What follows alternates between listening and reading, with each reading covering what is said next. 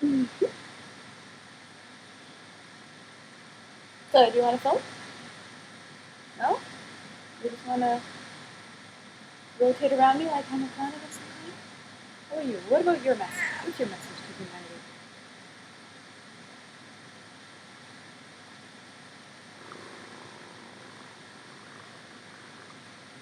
That's a good message.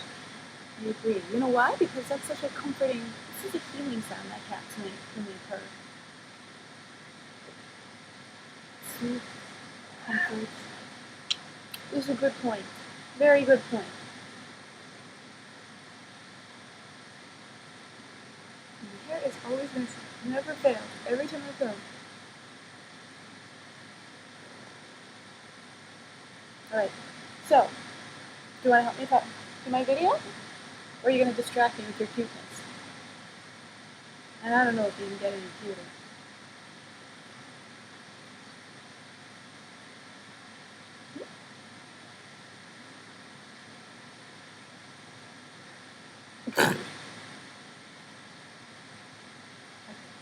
You have a film?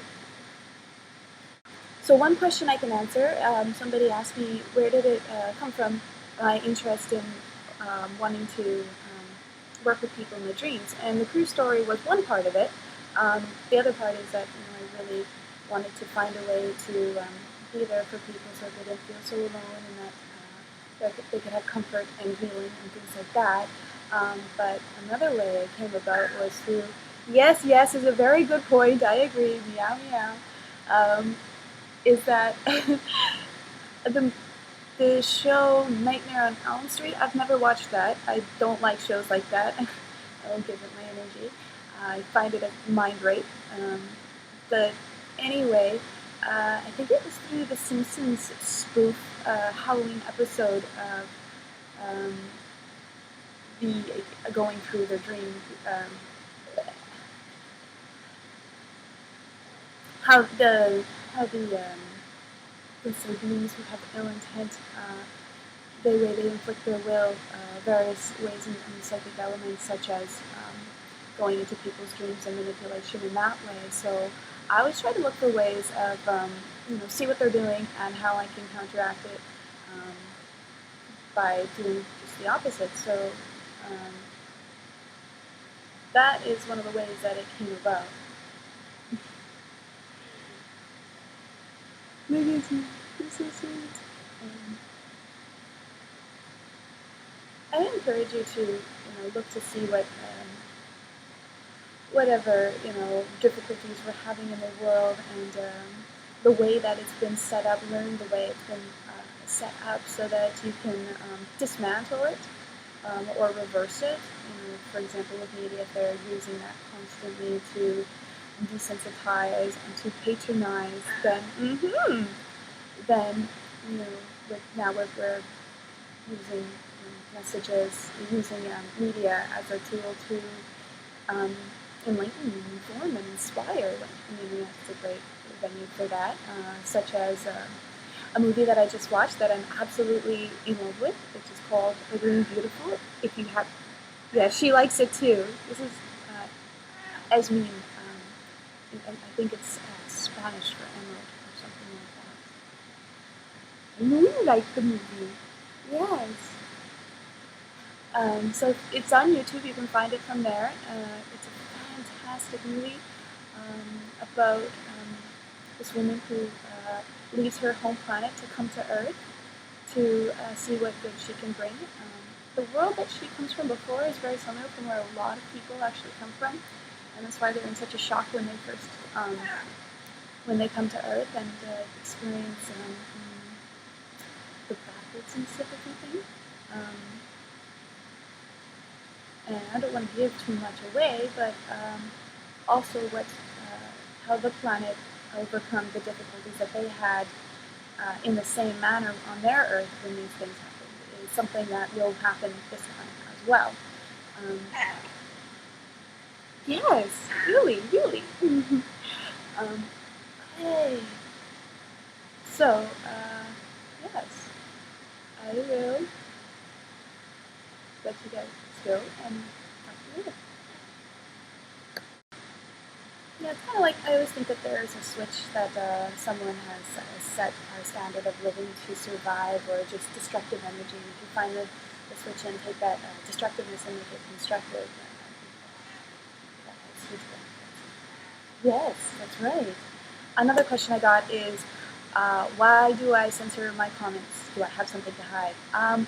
No, actually, the reason I censor my comments is because there is a lot of people who comment with vulgarity and things that have absolutely nothing to do with my message. And I really don't have any tolerance for that. I don't see any value from anything like that. And so I choose to remove them all, or just make sure that, everybody is contributing something where we can constantly learn and grow from it, not things that are um, belittling a person, whether it be me or other people who are commenting as well. So that's the reason I do that. Another question somebody wanted to know was about how I knew to travel with very little, and how it came about in the first place, my very first traveling speaking engagement. And that came about through, let's see, I come from a family of five. I have three brothers, and one of my brothers, Forrest, also known as Diane, he is a recording artist. His new song is Passenger.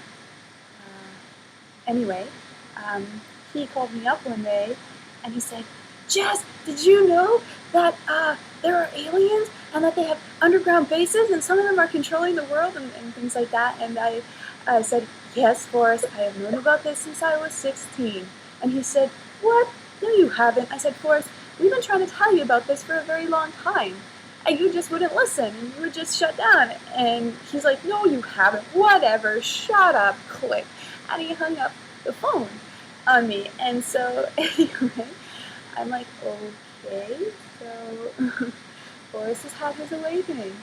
And this is the first part of the phase where you just freak out and you have to tell everybody.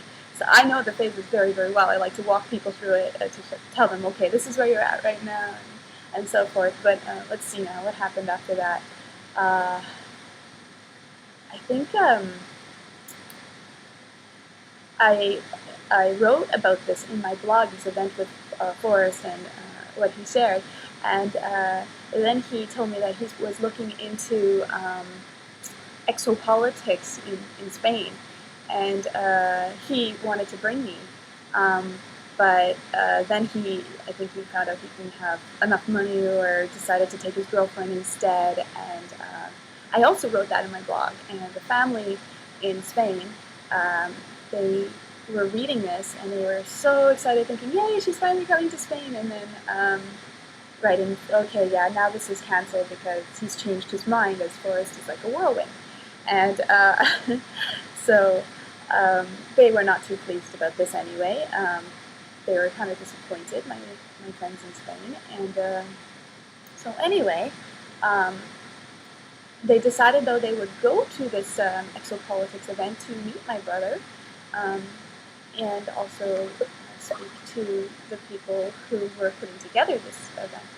Anyway, that's all I know about it from there. And then later on, I remember it very clearly. I'm lying down on the grass, looking up at a tree in the sky, just, lost in dreams within dreams. And then my brother pulls up in his really nice car, and he gets it from the studio or something. I don't know how it works. He comes up and he says, he's just returned from Spain, and he said, "Jess, you're a celebrity in Spain. Did you know that?" I said, "No." He said, "As soon as I